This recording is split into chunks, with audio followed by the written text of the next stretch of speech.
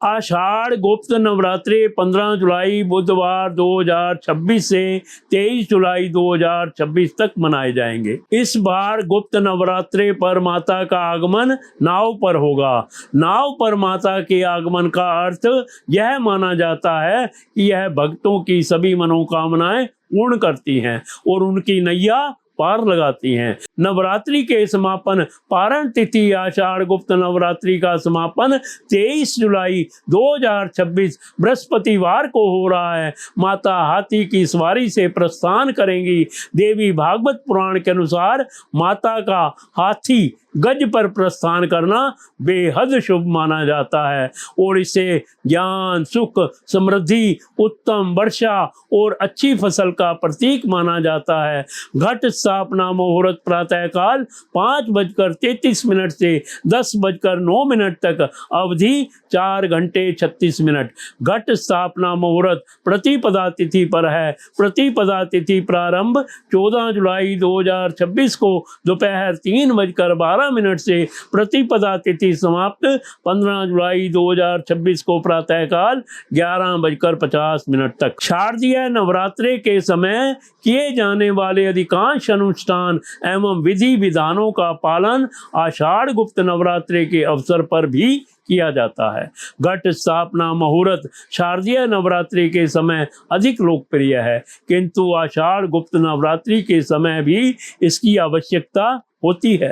घट स्थापना नवरात्रि के अति महत्वपूर्ण अनुष्ठानों में से एक है। यह 9 दिवसीय दुर्गा पूजा के आरंभ का प्रतीक है। हमारे शास्त्रों में नवरात्रि के प्रारंभ में एक निश्चित अवधि के समय घट स्थापना करने हेतु भली भांति परिभाषित नियम एवं दिशा निर्देश वर्णित किए गए हैं। घट स्थापना देवी शक्ति का आह्वान है तथा हमारे शास्त्र सचेत करते हैं कि अनुचित समय पर घट स्थापना करने से देवी शक्ति का प्रकोप हो सकता है। अमावस्या तथा रात्रि काल में घट स्थापना करना वर्जित होता है।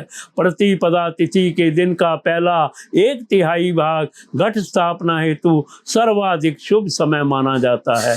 यदि किसी कारणवश यह समय उपलब्ध न हो तो अभिजीत मुहूर्त में भी घट स्थापना की जा सकती है। घट स्थापना के समय चित्रा नक्षत्र तथा वैधर्थी योग को टालने की सलाह दी जाती है, परंतु इन्हें वर्जित नहीं किया गया है। सर्वाधिक विचारणीय महत्वपूर्ण तथ्य यह है कि घट स्थापना हिंदू मध्याह्न से पूर्व प्रतिपदा के समय की जाती है।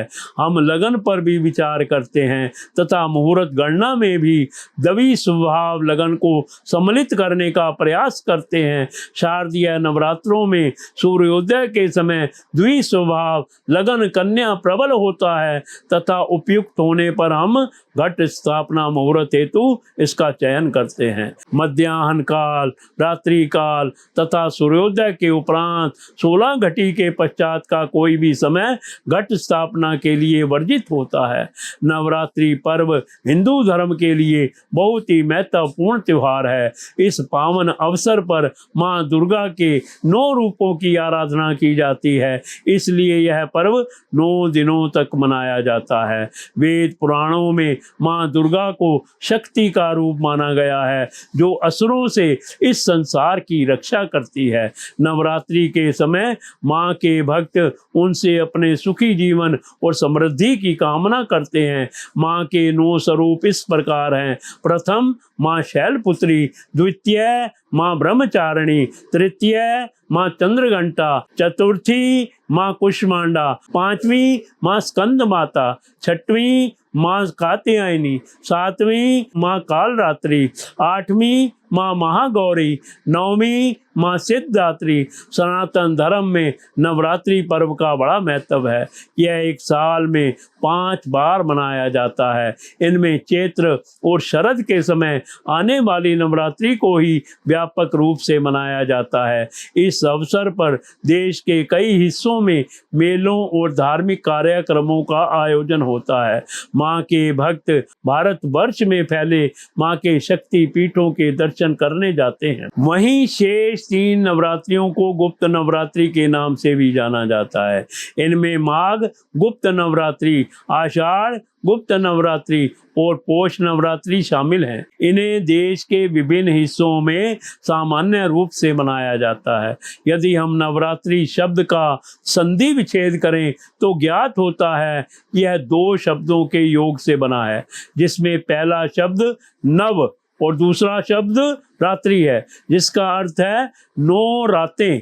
इस अवसर पर माँ के भक्त उनका आशीर्वाद पाने के लिए 9 दिनों का उपवास रखते हैं। इस दौरान शराब, मांस, प्याज, लहसुन आदि चीजों का परहेज किया जाता है। 9 दिनों के बाद 10वें दिन व्रत पारण किया जाता है। नवरात्रि से जुड़ी परंपरा भक्तजन घट स्थापना करके 9 दिनों तक माँ की आराधना करते हैं। भक्तों के द्वारा माँ का आशीर्वाद पाने के लिए भजन कीर्तन किया जाता है। 9 दिनों तक माँ की पूजा अलग अलग रूपों में की जाती है। जैसे नवरात्रि का पहला दिन माँ शैलपुत्री को समर्पित होता है। नवरात्रि के पहले दिन माता शैलपुत्री की पूजा की जाती है। माँ पार्वती माता शैलपुत्री का ही रूप है और हिमालय राज की पुत्री हैं। माता नंदी की सवारी करती हैं। इनके दाहिने हाथ में त्रिशूल और बाएं हाथ में कमल का फूल है। नवरात्रि के पहले दिन लाल रंग का महत्व होता है। यह रंग साहस, शक्ति और कर्म का प्रतीक है। नवरात्रि का दूसरा दिन माता ब्रह्मचारिणी को समर्पित होता है। माता ब्रह्मचारिणी माँ दुर्गा का दूसरा रूप है। ऐसा कहा जाता है कि जब माता पार्वती अविवाहित थी तब उनको ब्रह्मचारिणी के रूप में जाना जाता था। यदि माँ के इस रूप का वर्णन करें तो वे श्वेत वस्त्र धारण किए हुए हैं और उनके एक हाथ में कमंडल और दूसरे हाथ में जपमाला है। देवी का स्वरूप अत्यंत तेज और ज्योतिमय है। जो भक्त माता के इस रूप की आराधना करते हैं उन्हें मोक्ष की प्राप्ति होती है। इस दिन का विशेष रंग नीला है, जो शांति और सकारात्मक ऊर्जा का प्रतीक है। नवरात्रि के तीसरे दिन माता चंद्रघंटा की पूजा की जाती है। पौराणिक कथाओं के अनुसार ऐसा माना जाता है कि माँ पार्वती और भगवान शिव के विवाह के दौरान उनका यह नाम पड़ा था। शिव के माथे पर आधा चंद्रमा इस बात का साक्षी है। नवरात्रि के तीसरे दिन पीले रंग का महत्व होता है। यह रंग साहस का प्रतीक माना जाता है। नवरात्रि के चौथे दिन माता कुष्मांडा की आराधना होती है। शास्त्रों में माँ के रूप का वर्णन करते हुए यह बताया गया है कि माता कुष्मांडा शेर की सवारी करती हैं और उनकी 8 भुजाएं हैं। पृथ्वी पर होने वाली हरियाली माँ के इसी रूप के कारण है, इसलिए इस दिन हरे रंग का महत्व होता है। नवरात्रि के 5वें दिन माँ स्कंद माता की पूजा होती है। पौराणिक शास्त्रों के अनुसार भगवान कार्तिकेय का एक नाम स्कंद भी है। स्कंद की माता होने के कारण माँ का यह नाम पड़ा है। उनकी 4 भुजाएं हैं। माता अपने पुत्र को लेकर शेर की सवारी करती हैं। इस दिन धूसर ग्रे रंग का महत्व होता है। नवरात्रि के 6वें दिन माँ कात्यायनी की पूजा होती है। माँ कात्यायनी दुर्गा जी का उग्र रूप है और नवरात्रि के 6ठे दिन माँ के इस रूप को पूजा जाता है। माँ कात्यायनी साहस का प्रतीक है। वे शेर पर सवार होती हैं और उनकी 4 भुजाएं हैं। इस दिन केसरिया रंग का महत्व होता है। नवरात्रि के 7वें दिन माँ के उग्र रूप माँ कालरात्रि की आराधना होती है। पौराणिक कथाओं के अनुसार ऐसा कहा जाता है कि जब माँ पार्वती ने शुंभ निशुंभ नामक 2 राक्षसों का वध किया था तब उनका रंग काला हो गया था। इस दिन सफेद रंग का महत्व होता है। नवरात्रि के 8वें दिन माँ महागौरी की आराधना होती है। महागौरी की पूजा नवरात्रि के 8वें दिन होती है। माता का यह रूप शांति और ज्ञान की देवी का प्रतीक है। इस दिन गुलाबी रंग का महत्व होता है, जो जीवन में सकारात्मकता का प्रतीक होता है। नवरात्रि का अंतिम दिन माँ सिद्धिदात्री के लिए समर्पित है।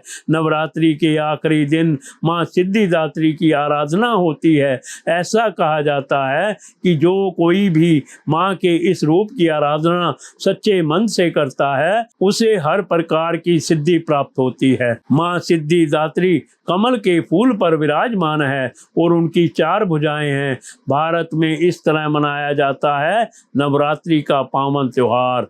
नवरात्रि के पावन अवसर पर माँ दुर्गा के लाखों भक्त उनकी हृदय से पूजा आराधना करते हैं ताकि उन्हें उनकी श्रद्धा का फल माँ के आशीर्वाद के रूप में मिल सके। नवरात्रि के दिन माँ के भक्त अपने घरों में माँ का दरबार सजाते हैं। उसमें माता के विभिन्न रूपों की प्रतिमा या चित्र को रखा जाता है। नवरात्रि के 10वें दिन माँ की प्रतिमा को बड़ी धूमधाम के साथ जल में प्रवाह करते हैं। नवरात्रि के लिए पूजा सामग्री इस प्रकार इकट्ठी करें। माँ दुर्गा की प्रतिमा अथवा चित्र, लाल चुनरी, आम की पत्तियां, चावल, दुर्गा सप्तशती की किताब, लाल कलावा, गंगा जल, चंदन, नारियल, कपूर, जौ के बीज, मिट्टी का बर्तन, गुलाल, सुपारी, पान के पत्ते, लौंग, इलायची। नवरात्रि पूजा विधि इस प्रकार करें। सुबह जल्दी उठें और स्नान करने के बाद स्वच्छ कपड़े पहने, पूजा की थाल सजाएं, माँ दुर्गा की प्रतिमा को लाल रंग के वस्त्र में रखें, मिट्टी के बर्तन में जौ के बीज बोएं और नवमी तक प्रतिदिन पानी का छिड़काव करें। पूर्ण विधि के अनुसार शुभ मुहूर्त में कलश को स्थापित करें। इसमें पहले कलश को गंगा जल से भरें, उसके मुख पर आम की पत्तियां लगाएं और ऊपर नारियल रखें। कलश को लाल कपड़े से लपेटें और कलावा के माध्यम से उसे बांधें।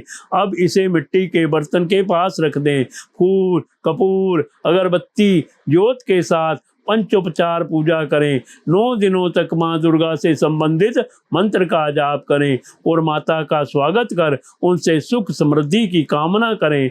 अष्टमी या नवमी को दुर्गा पूजा के बाद 9 कन्याओं का पूजन करें और उन्हें तरह तरह के व्यंजनों, पूड़ी, चना, हलवा का भोग लगाएं। आखिरी दिन दुर्गा के पूजा के बाद घट विसर्जन करें। इसमें माँ की आरती गाएं, उन्हें फूल चावल चढ़ाएं और वेदी से कलश को उठाएं।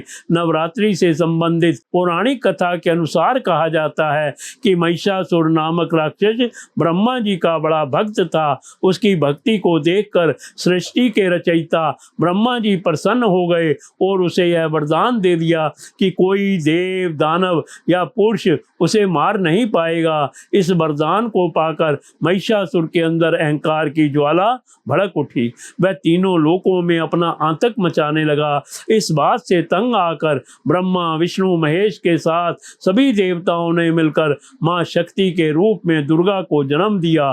कहते हैं कि माँ दुर्गा और महिषासुर के बीच 9 दिनों तक भयंकर युद्ध हुआ और 10वें दिन माँ दुर्गा ने महिषासुर का वध कर दिया। इस दिन को अच्छाई पर बुराई की जीत के रूप में मनाया जाता है।